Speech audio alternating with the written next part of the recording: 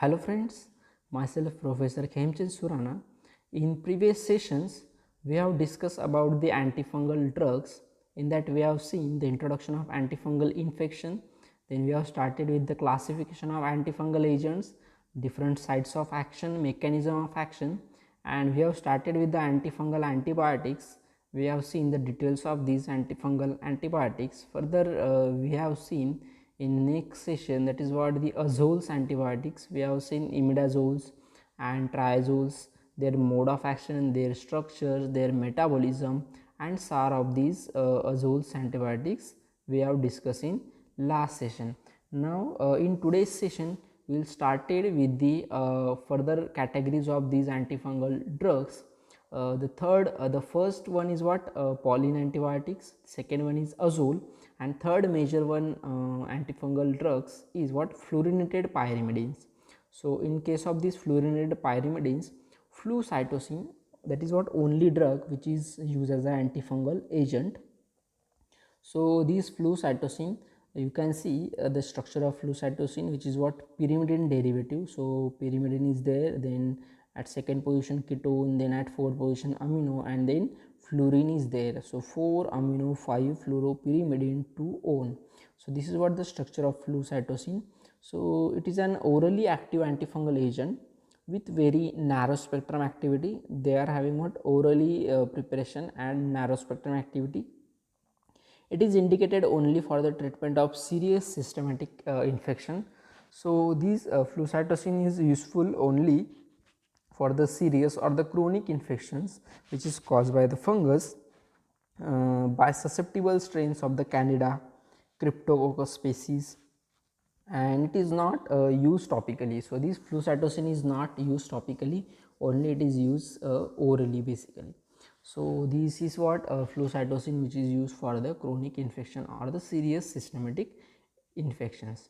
So the mode of action of this flucytosine is quite simple.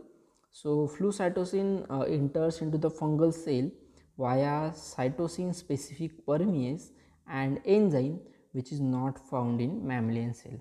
So again, in previous sessions we have seen how to differentiate the fungus cell and mammalian cell. There is what, lanosterol content. So lanosterol content in case of the this fungus cell, but not in mammalian cell. Similarly, the cytosine specific permease enzyme contains only in fungus cell, not in mammalian cell. So this flucytosine initially enters into these particular fungus cell through these cytosine specific permease enzyme, and flucytosine is then converted into the series of steps to 5-fluoro-deoxyuridine 5-monophosphate. You can see the pictorial diagram.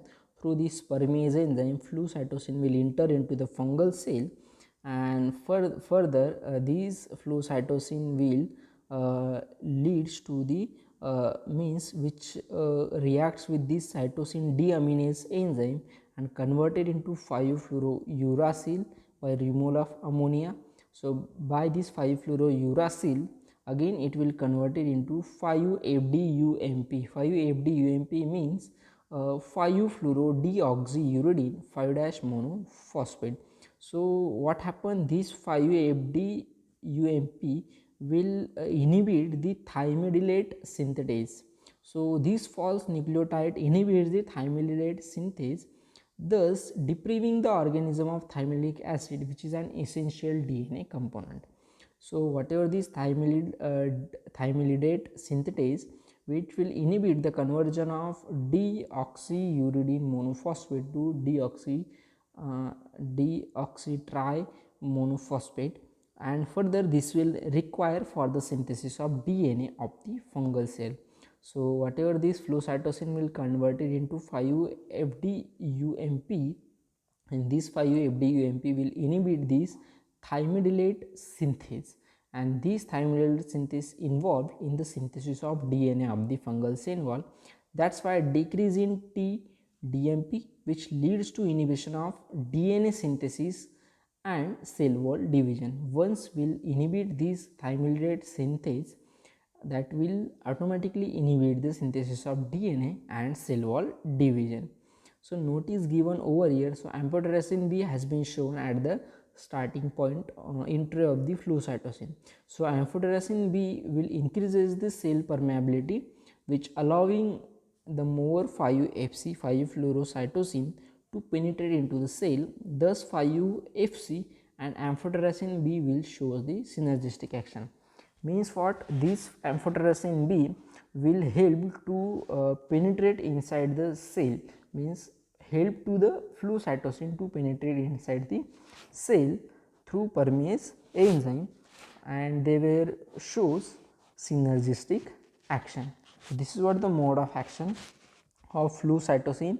It will convert it into the 5-fluorodeoxyuridine 5-monophosphate and further inhibit the thymidylate synthetase, which is essential for synthesis of DNA and cell division of the fungus.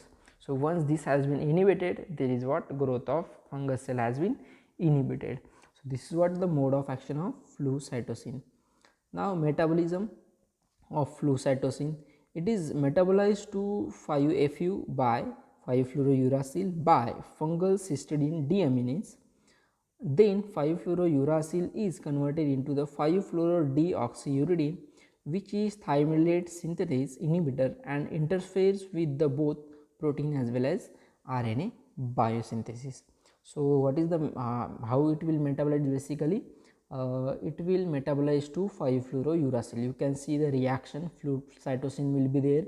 So flu cytosine will leads to the fungal cytosine deaminase and metabolize into the 5-fluorouracil 5-FC, and further this 5-FC will converted into 5-fluorodeoxyuridine, means 5-FDUMP, which is what thymidylate synthetase inhibitor. So this 5-FDUMP is what thymidylate synthetase inhibitor, and this will interfere with the protein as well as RNA biosynthesis. So this is what metabolism of flu cytosine.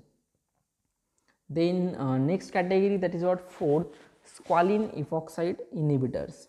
So the squalene epoxide inhibitor, these four are what? Squalene epoxide inhibitor: naphthytin, terbinafine, butenafine, tolnaftate. So these are what?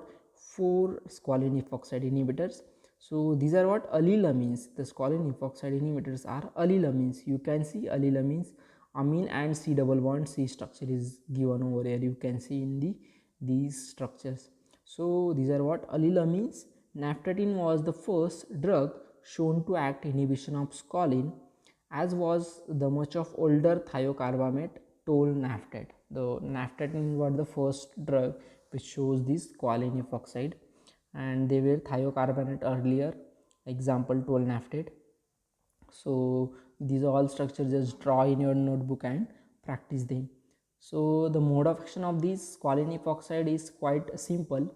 So already we have seen the squalene is converted into lanosterol, and lanosterol will convert into ergosterol, and ergosterol is essential component for fungal cells. But squalene is not essential component for fungal cells. Squalene is toxic component for fungal cells. So terbinafine inhibit these squalene epoxides, which is required for conversion of squalene to ergosterol, thereby decreasing synthesis of ergosterol, and this plus the accumulation of toxic amount of squalene results in the death of fungal cells. So you can see the pictorial diagram. Squalene is what? Toxic component to the fungal cells. The squalene will convert it into ergosterol by squalene epoxide. If will inhibit this squalene epoxide by terbinafate, naphthytin or butenafine, means by squalene epoxide inhibitors. Once this squalene epoxide has been inhibited, there is what? Accumulation of squalene will be there, and this squalene will shows the toxicity to the fungal cell, and which is not converted into ergosterol, which is what? Essential component for fungus. So this is what? Inhibition of squalene epoxide, which leads to the fungal cells death. So this is what? Mode of action of squalene epoxide. Now next, fifth category is cyanocandins, is what? Silent cyanocandins. So these are what? Newer antifungal drugs that inhibit the synthesis of glucan in the cell wall by inhibiting the enzyme 1,3-beta glucan synthase. So 1,3-beta glucan synthase is glucosyl transferase enzyme which involves in the generation of beta glucan in the fungi and which provides rigidity to the cell wall. So for rigidity of the cell wall, these beta 1,3 glucan synthase is required, but these kyanocandies will inhibit these 1,3 beta glucan synthase enzyme. So disruption of these beta 1,3 glucan synthesis leads to reducing cell wall integrity, cell rupture and cell death. Once will inhibit this 1,3 beta glucan, so there is what disruption of the cell wall of this fungal cell and cell rupture will be there, and this will causes the cell death. So examples of these cyanocandins is Anidula fungin, caspofungin and micafungin. So these are what three basic examples of cyanocandins. So structure is quite complex. Here the structure of cyanocandin is given over here. So structure is quite complex. Just need to remember these structures.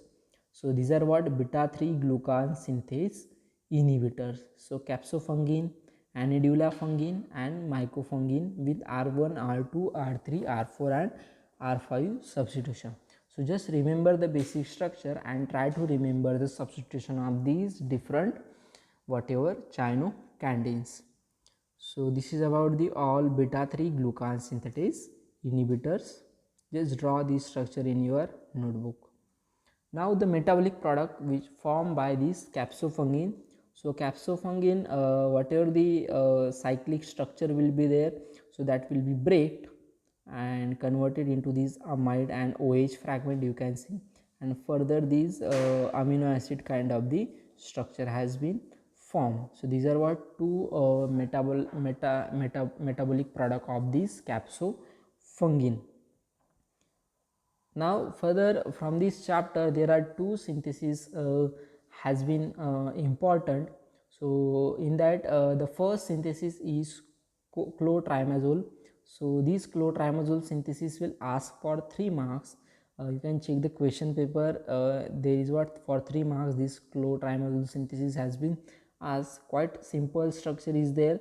So you can see the structure. IUPAC name is given over here.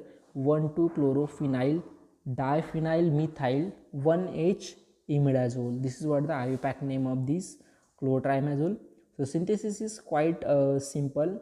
So starting material is given over here. You can see 1,2-chlorophenyl diphenyl methyl chloride plus imidazole. So by reacting these two starting material, there is what removal of HCl, you can see, and there is what formation of clotrimazole. So quite simple synthesis which will ask for 3 marks in examination. Just draw in your notebook. Now second synthesis from this chapter which is important again this will ask for 3 marks. That is what synthesis of flucytosine. So there are two routes of synthesis of flucytosine. So first route is synthesis of flucytosine from 5-fluorouracil. So starting material is what 5-fluorouracil. You can see the starting material structure. So in the presence of this phosphorus pentasulfide P2S5, so whatever the sulfuration will be occur on this 5-fluorouracil. So 5-fluoropyrimidine to own 4-thione. At 4 position there is thione substitution will be there. Again in presence of SOCl2, whatever this thione will replaces by the chlorine, means chlorination will be occur. Further this intermediate has been formed. Again this will treated with the ammonia will give the flucytosine. Again this is what quite simple synthesis from 5-fluorouracil. Just draw in your notebook. Now second route of synthesis of flucytosine, again from 5-fluorouracil, but only starting material will differ. So 5-fluorouracil will treated with this phosphorus trichloride in the presence of dimethylamine. So chlorination will occur on this fourth position. Further, this will treated with ammonia will give this 2-chloro-4-amino 5-fluoropyrimidine. Further, this will treated with water and HCl. Formation of flow cytosine will be there. So this is what synthesis of flow cytosine. These two syntheses were important as per your examination. So now here chapter has been over. Thank you and happy learning. In next session we'll start the new chapter.